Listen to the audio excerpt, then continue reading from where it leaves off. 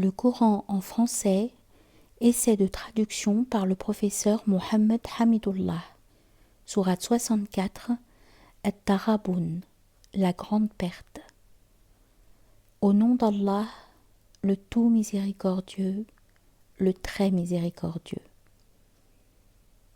Ce qui est dans les cieux et ce qui est sur la terre, glorifie Allah. À lui la royauté et à lui les louanges, et il est omnipotent. C'est lui qui vous a créé.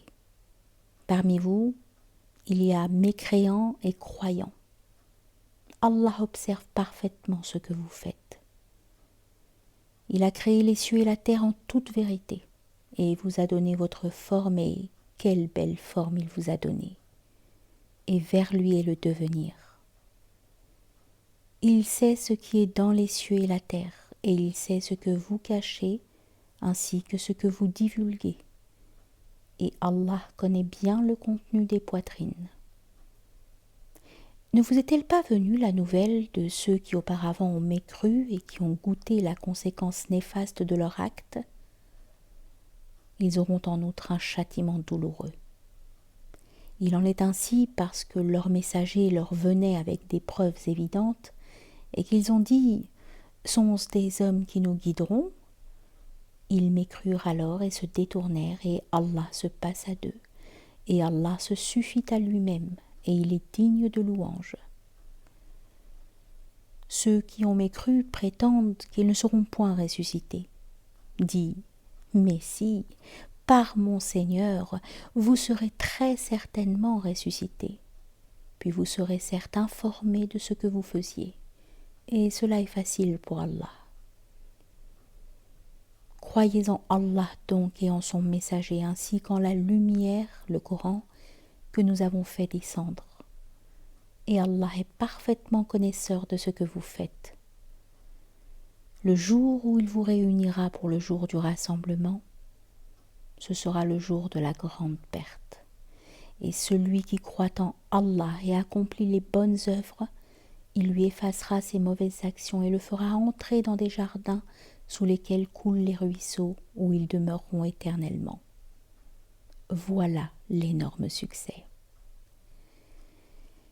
Et ceux qui ont mécru et traité de mensonges nos versets, ceux-là sont les gens du feu, où ils demeureront éternellement.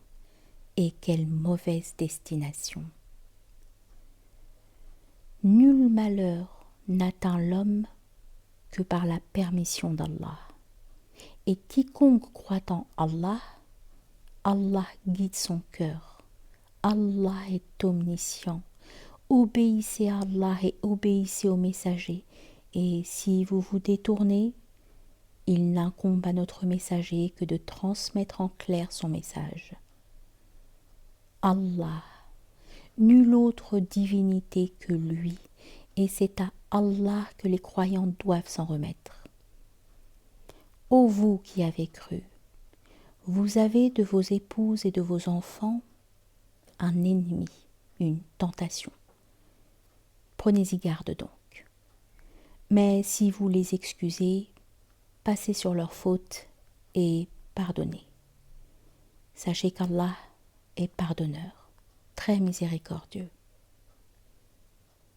Vos biens et vos enfants ne sont qu'une tentation, alors qu'auprès d'Allah est une énorme récompense.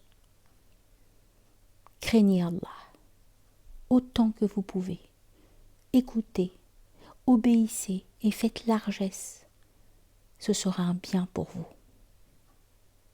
Et quiconque a été protégé contre sa propre avidité, ceux-là sont ceux qui réussissent. Si vous faites à Allah un prêt sincère, il le multipliera pour vous et vous pardonnera. Allah cependant est très reconnaissant et indulgent. Il est le connaisseur du monde invisible et visible, et il est le puissant, le sage.